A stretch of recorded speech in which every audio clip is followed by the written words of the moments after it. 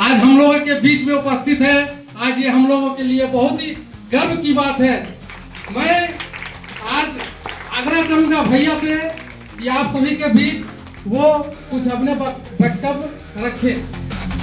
भगवान की नमस्कार। शिव परिवार के जो भी सदस्य यहाँ हैं, माताएं बहनें जो भी हैं, इस परिवार में जब कोई आता है तो वो नेता बन के नहीं आता है। शिव परिवार में जब कोई आता है तो हमेशा वो बेटा बन के आता है, भाई बन के आता है। इस परिवार में नेताओं की जरूरत नहीं है, बेटाओं की जरूरत है, भाइयों की जरूरत है। मैं आप सारे माताओं बहनों को बहुत बहुत हृदय से धन्यवाद देता हूं कि आपका धर्म के प्रति ये जो स्नेह है, समय समय पर भगवान शिव को जिस तरह से आप याद करती हैं, आपके ही पुण्य का फल है कि हम सारे लोग सारी दुख विपत्ति से निबर कर आज भी समाज में प्रतिष्ठा के साथ जिंदा है।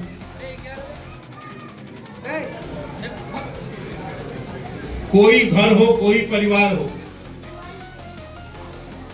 उस परिवार में यदि शिव प्रवृत्ति का एक व्यक्ति रहे तो उस परिवार में खुशहाली हमेशा हमें देखने को मिलती है।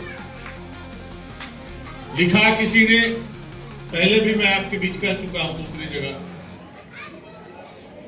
कि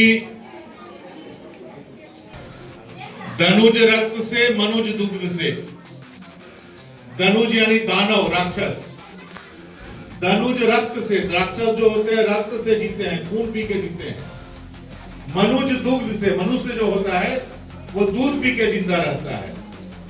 धनुज रक्त से मनुज दुग्ध से देव सुधा से जीते हैं। और देवता जो लोग होते हैं वो सीधा यानी अमृत पी के जिंदा रहते हैं।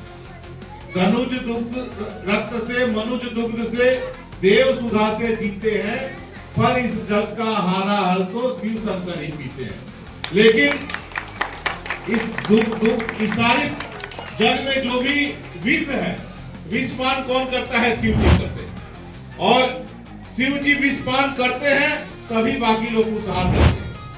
और आप घर में भी देखेंगे, घर में चाहे दादाजी हो, पिताजी हो, माँ हो, कोई ना कोई एक व्यक्ति शिव प्रवृत्ति का यदि हुआ तो उस घर में देखिए खुशहाली रहेगी।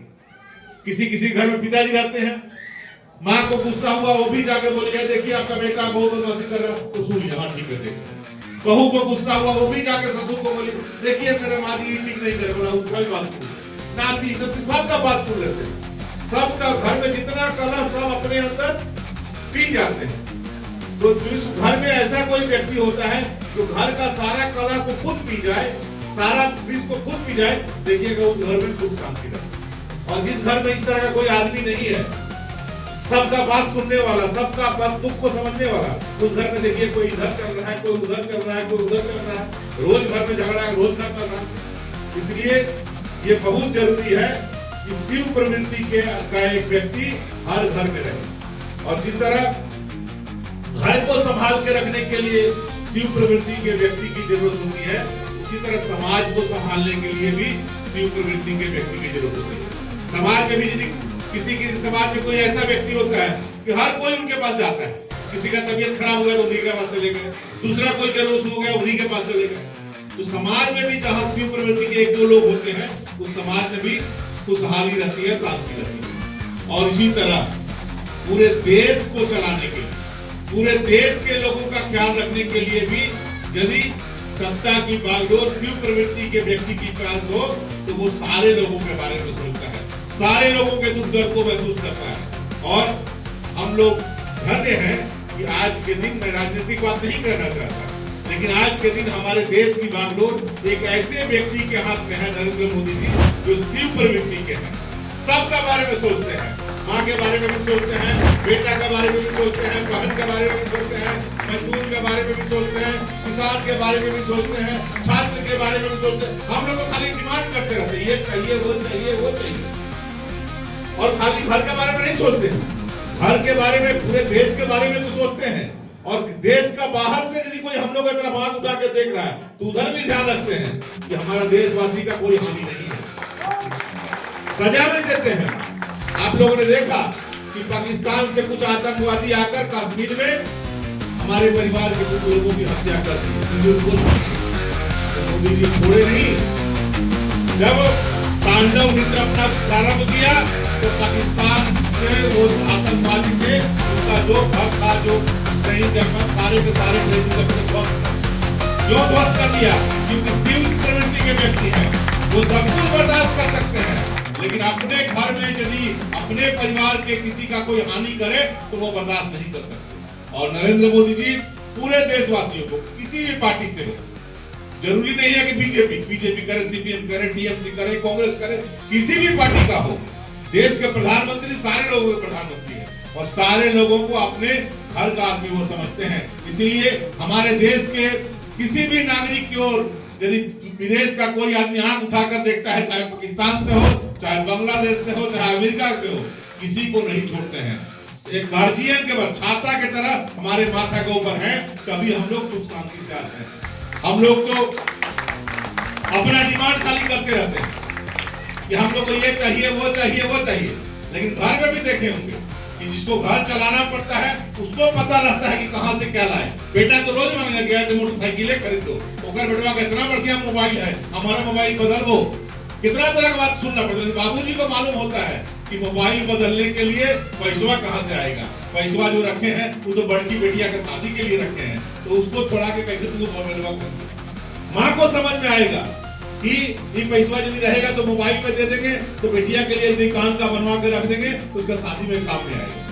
और माताएं हमारी होती भी है, बनाती है गहना अपने, लेकिन सब बोलती है कि बेटी के लिए बना रहे हैं, बेटिया के लिए बना रही हो, बेटिया अब पहन रहे सब अपने, सब अपने। हर घर के घर में हम भी अपना माँ को देखते थे कि पिताजी का पॉकेट से पैसा निकालती थी और हर 6 महीना 1 साल बाद वो गहना, तो हम लोग बोलते थे माई गहना बाबूजी का पॉकेट से पैसा लेके गहना बना, तो अपना लिए थोड़े बना रहे हैं, तुम्हारा बहन है ना उसी का, मतलब उसका तो 15 साल बाद शादी होगा, तो हाँ उसी के लिए बना के रख रहे हैं।